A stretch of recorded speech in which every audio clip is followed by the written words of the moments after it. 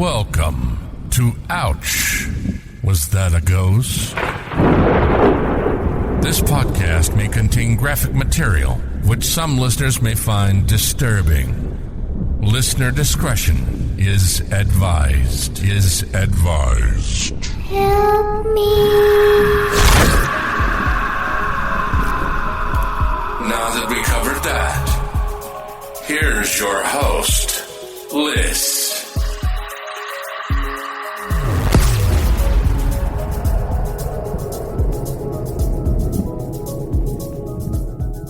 Welcome back to Ouch, Was That a Ghost? This week, I'm covering not a true crime, not a cryptid, maybe a paranormal, or maybe a conspiracy theory, I'm not sure. The Mandella Effect, which refers to the bizarre phenomenon when a large or massive group of people all remember an event that did not occur, or remember logos, photos, whatever, other than how it was, like a big, widespread, shared false memory.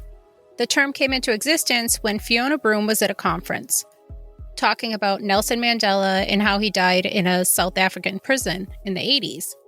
He was not dead at this point. As she spoke to others, she realized that a large number of people had the same memory of him dying. Some even remembered his widow making a speech, when in fact he was still alive. He actually did not die until 2013.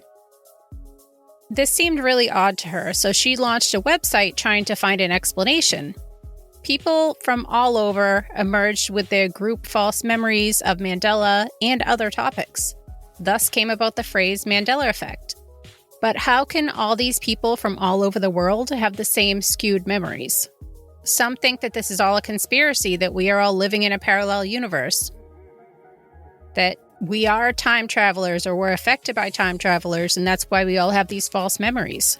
Like the picture of Henry VIII, that so many historians claim that there was one of him eating a turkey leg, but no painting ever existed, or at least in this timeline. In 1998, I butcher names, that's what I do, Roediger and McDermott conducted an experiment which tested false memories. The test subjects were given 12 words.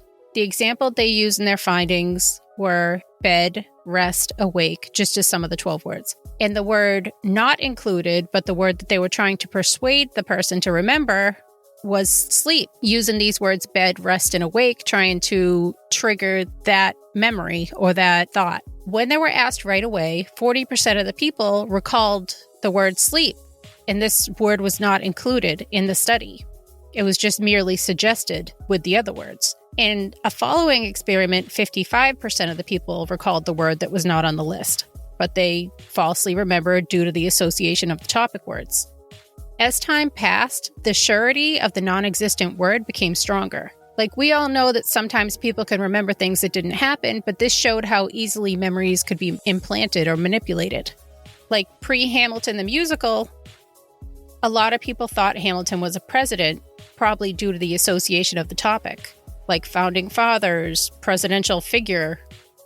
Then there's words that maybe you've just heard over time so much, like Luke, I am your father, was actually no, I am your father. Or mirror, mirror on the wall, which was actually magic mirror on the wall, which could be explained away by neuroscience or just as false memories. Like the knowledge that Henry VIII was a big guy. So we connect overweight with food. So did we all just connect a turkey leg with him for that? Like, I don't want to go too deep down this hole, but our brains sort of compartmentalize similar memories and store them together. This is called the schema. So if you're thinking of a certain topic, they're all kind of stored in the same area.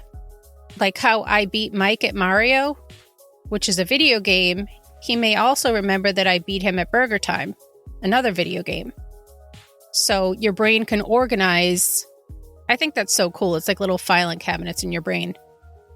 So are we just mistaking a memory for something similar? Psychology defines a false memory as a phenomenon where someone recalls something that didn't actually happen or recalls it differently from the way it actually happened. If this is the case, how is everybody having the same exact misremembered object? Like the turkey leg. Even with the brain associating items, how did we all get to a turkey leg? How come some people don't remember him eating bread or cheese or pizza? Then there is Oscar Mayer. Meyer. or M-A-Y-E-R. M-A-Y-E-R is correct. This could be explained by the way Meyer is spelt, M-E-Y-E-R, and that's why a lot of people remember it that way, because it's a closer match to the pronunciation phonetically. But any of the older generation like me probably remember the song. But going down the phonetic road, this may be an explanation for Berenstain Bears as well. This is like my least favorite Mandella Effect, because most people read these when they're like 5, 6, 7, whatever. So you're telling me everybody is all up in arms because they misspelled a word or misremembered a spelling from when they were that young? Like, yeah, okay. But it was spelt stain, S-T-A-I-N, not S-T-E-I-N, which phonetically is better anyways. And then there's Skechers, the sneaker brand. A lot of people swear that the company's name did have a T in it, but again, that's probably just spelling. That's how you think it's spelled. Same as Febreze. Quite a few people believe that its name is spelled F-E-B-R-E-E-Z-E,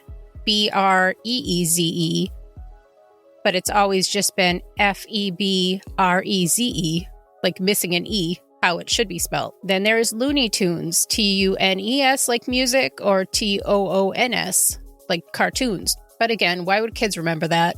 And then there's the fruit-flavored cereal, Fruit Loops, spelled F-R-U-I-T or F-R-O-O-T, the big debate. But it's actually F-R-O-O-T, which makes sense because of the cereal shapes.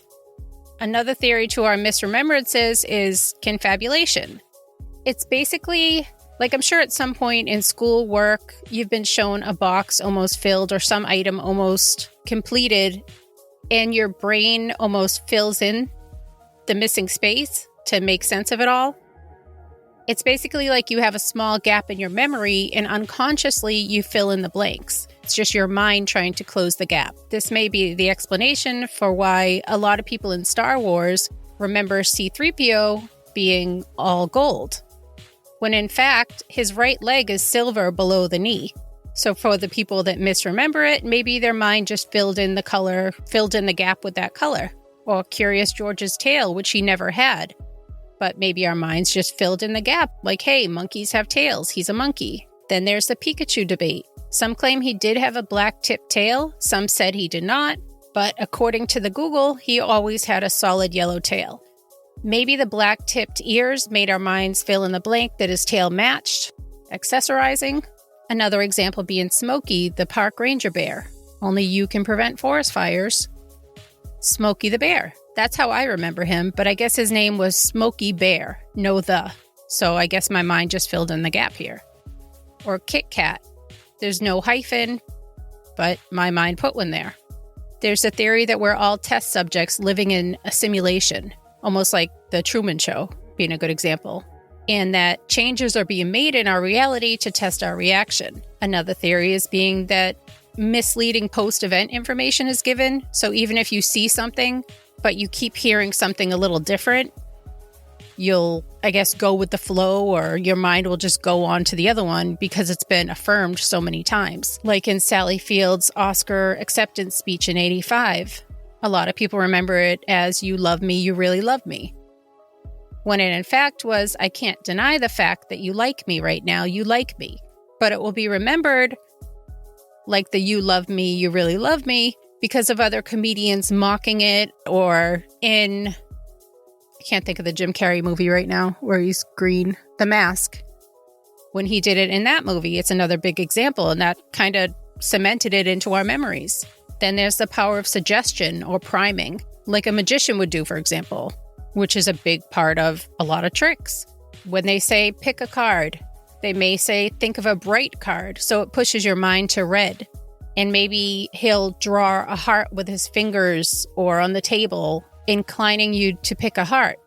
Just doing little subtle movements that can coerce you to go a certain way. And maybe he suggests bad luck, trying to get you to pick 13. And the same can be done with memories over time. Small tidbits added will change long-term memories of events or photos. But if this is the case, how did we all hear the same trigger words to correlate these memories?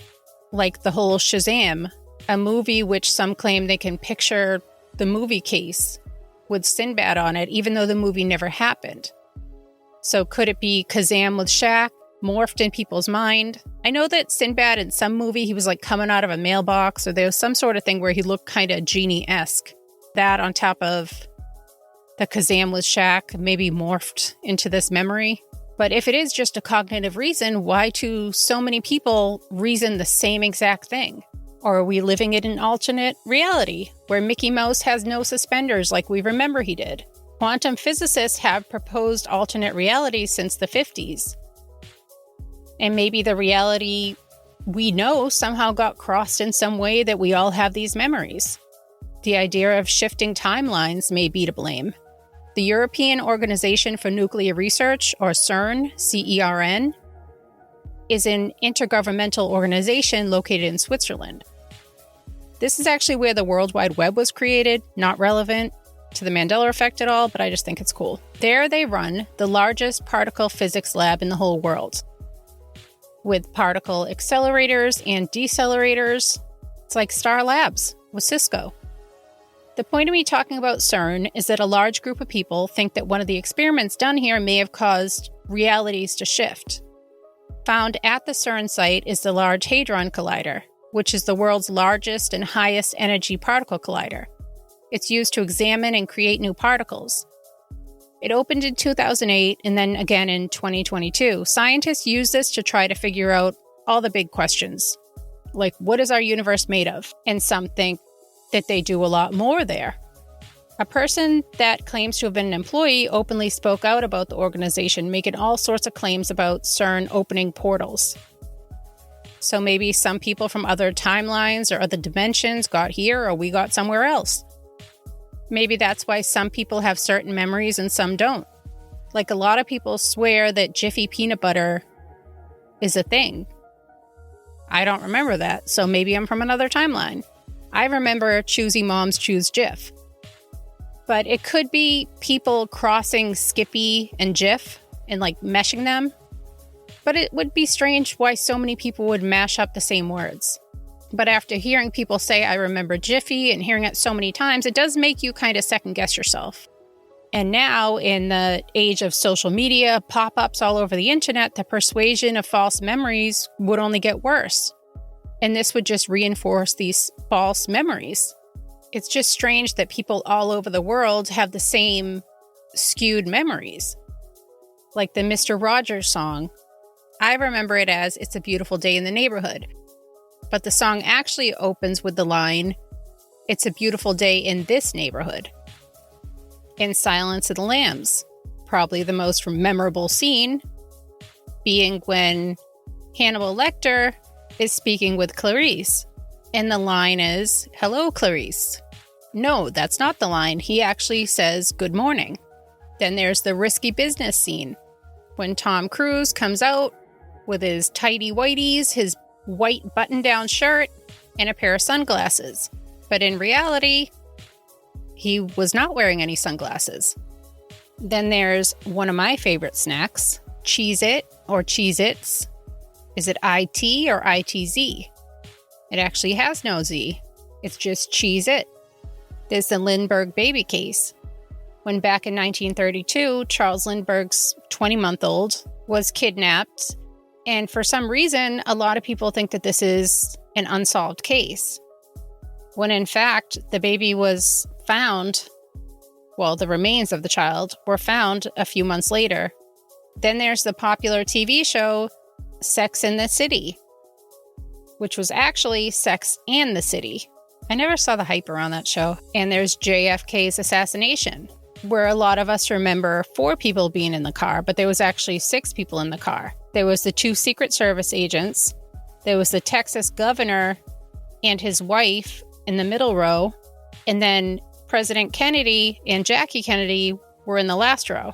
These are just a few more examples, but it's just strange that a lot of people share the same misremembrances. And even with all these theories, there's no clear explanation as to why so many people would bet it all that the cornucopia was there on the Fruit of the Looms logo. There is one that I clearly remember that is said to be a Mandella Effect. I remember Ed McMahon appearing at people's houses, ringing the doorbell and handing them those huge oversized checks with the balloons for the Publishers Clearinghouse. So maybe I'm from that universe or that dimension, wherever that happened. Well, thank you everyone for listening. And are there any Mandela effects that you remember as clear as I remember Ed McMahon standing on doorsteps, giving out those checks? Let me know on social media. And if you guys get a chance, if you could do me a huge favor and head on over to Apple and give me a rating, because I somehow duplicated my Apple account a few times and I lost all my ratings over there. If you could do that, I'd really, really, really appreciate it. Again, thank you guys so much for listening. Bye. Thank you for listening. If you need more content or just want to help support the podcast, head on over to patreon.com and search Ouch, Was That a Ghost? If you need some snazzy merch, you can find it at crowdmade.com by searching Ouch, Was That a Ghost? If you have a story you'd like to share, you can email it to ouchwasthataghost@yahoo.com. You can also find us on Facebook and all the other social media platforms under Ouch, Was That a Ghost? Help me. All links can also be found on ouchwasthataghost.com.